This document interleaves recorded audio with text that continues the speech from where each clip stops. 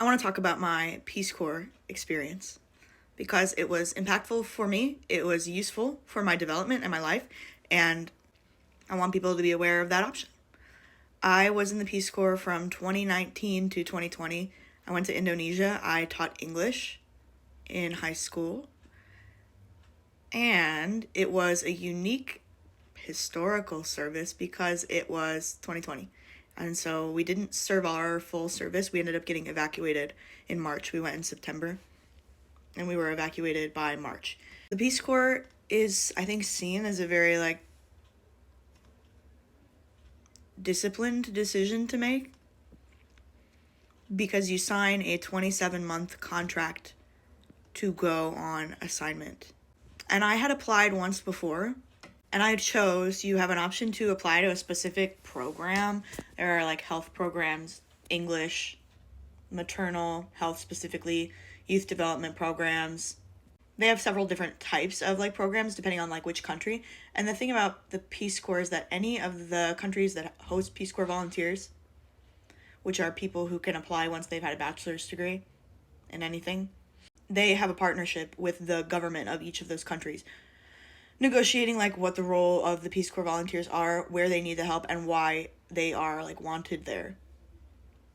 And that has to be continuously negotiated with the government of each country, including Peace Corps staff that work for that specific country reside there. The director of my program, she said that she's living she's living there, but she was on a rotational basis, so every 5 years or something she would go to a different country and their Peace Corps program and live there. Very interesting. I applied once before and I ended up not following through because I was too afraid. I did the randomly send me anywhere, and I was put in the South Pacific, and I decided just with the timing of it didn't work. So I needed a little bit more time. I waited and I got placed for a English program teaching high school in Indonesia. That was leaving in September. The pre-checking is really intensive. There's a lot of paperwork. You have to get full health information, make sure everything is healthy and fine, and get all your doctor's checks, submit a lot of paperwork with that, including submitting a mental health examination. And this was, starting the roots of my therapy activacy. And I ended up getting, my application was denied because I had gone to therapy before.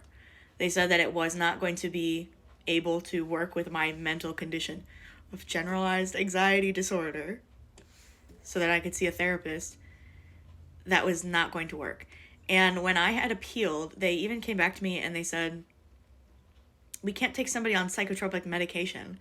I said, I'm not taking any medication. There's no record of me taking any medication. Why are you saying that? And they still didn't accept me right away. I had to write an appeal. And I literally said, I'm going to become a therapist. And I think it's important for therapists to have their own therapy. I didn't think that was such a revolutionary idea. I clearly have the ability to withstand whatever conditions of hardship, which is what you say you are signing up for when you join the Peace Corps. I think I can handle it. And I ended up being able to appeal and go, which I was really happy about because I really wanted to go. It's something that I've always wanted to do ever since I first heard about it in middle school. One of my social studies teachers had done it. And I thought it was a great opportunity to live in a different country, to feel supported federally, by the government, to be in a cohort of people that was helping with my feelings of safety, to earn years of work experience, and to be able to collaborate in a really unique way and develop unique skills. That was all super appealing to me. They house you, and in Indonesia, not in every Peace Corps post, but there you stay with a host family. So when we first got there in September, they had us to do, we all were stationed, told to come, they purchased our flights from our home airports to Philadelphia, and we went there for a day of onboarding, training, preparation, last chance to chicken out. Oh my god, thinking back on it is kind of scary. That day, they gave us a per diem. It was significant, so we all went out and got dinner that night. And then the next day, we were on a bus to New York to get on a plane. The plane ride was It's a cool psychological experience to be on that long of a flight.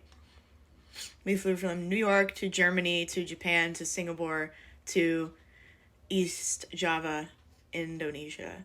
And we did intensive language learning, and it made me really tired in the brain. Definitely culture shock. You know, they kind of have to put you in a place like that because it's so jarring. Not only are you on like a time difference, world difference, pressure difference, you know, everything's different. A group of strangers, new language, new country. It's like all new, new food. You know, your stomach's acclimating and everything. It's just like really intense. So it was like a lot of like sleeping and questioning your decisions.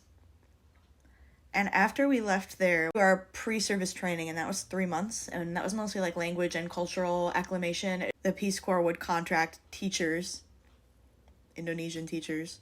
Like we were all in little groups, and for our language, like we would like meet in someone's house. It was like the host family were had signed up to like letting language classes for foreigners happen in their house.